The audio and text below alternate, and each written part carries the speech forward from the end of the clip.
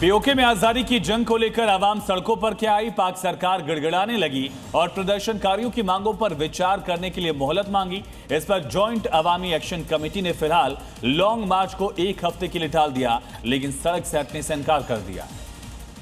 क्योंकि कमेटी जानती है कि इस बार वो पीछे हटी तो मुनीर के सैनिक उनके आंदोलन को कुचलने के लिए किसी भी हद तक जा सकते हैं। यही वजह है कि लोगों को डटे रहने और वापस घर नहीं लौटने की अपील की गई। इसी के बाद महिलाओं और स्कूली बच्चों ने भी सड़क पर डेरा डाल दिया है। यही नहीं, कई मौलानाओं ने भी मुनीर के जुल्म पर आवाज उठानी शुरू कर दी है।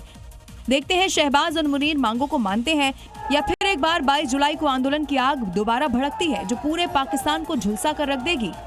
और इसी बीच एक बड़ी खबर है उत्तर प्रदेश के आजमगढ़ से, जहां साइबर फ्रॉड का खुलासा हुआ। 84 करोड़ रुपए की ठगी हुई थी। मामले में 3 आरोपी गिरफ्तार हुए और 20 राज्यों में शिकायत दर्ज है। ट्रेडिंग और डिजिटल अरेस्ट से ठगी हुई है। कमीशन पर खाते दिलवाने का काम कर रहे थे ये ठग।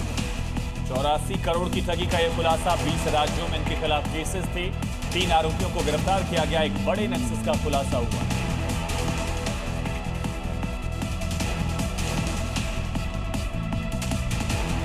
ओडिशा के पुरी में आज सुबह 9:30 बजे दोबारा रथ यात्रा शुरू होगी। पहले दिन यानी कल यहाँ पर 12 लाख से ज्यादा श्रद्धालु आए थे। ज्यादा भीड़ जुट गई थी। ऐसे में एक श्रद्धालु की दम घुटने से मौत के बाद यात्रा को तुरंत प्रभाव के साथ रोका गया था। लेकिन अब यहाँ सब व्यवस्थित कर लिया गया है। एक बार फिर भगवान जगन्नाथ, भाई बलभद्र और बहन सुभद्रा के रथ पूरी तरह से तैयार है। सुबह से ही यहाँ श्रद्धालुओं का रेला उमड़ रहा है। मंदिर प्रबंधन का दावा है कि पहले दिन 12 लाख से ज्यादा श्रद्धालु जुटे, जिसके कारण गुरुवार की शाम को रथ खींचने का काम रोक दिया गया।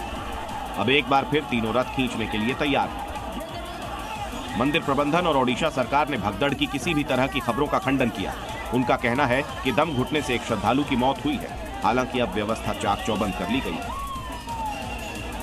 तो कानपुर में देर रात 3 मंजिला मकान में खड़ी हुई एक ई-स्कूटी में तेज धमाके के बाद भयंकर आग लग चुकी है। आग ने मकान के 2 फ्लोर को अपनी चपेट में ले लिया। परिवार के सभी सदस्य सुरक्षित बाहर निकल आए। दमकल ने 1.5 घंटे में आग पर काबू पाया। तस्वीरें देखिए, बिल्डिंग का एक हिस्सा जलना शुरू हुआ। 2 बिल्डिंगों तक आग पहुंच गई। इस स्कूटी में आग की वजह से 2 मंजिला, दरअसल 2 बिल्डिंग्स इसकी जद में आ गई। 1.5 घंटे में आग पर काबू पाया गया। कानपुर में ये ई-स्कूटी में धमाके के बाद से अफरा तफरी मची। मौके पर 3 मंजिला मकान में भयंकर आग लग गई इसके चलते।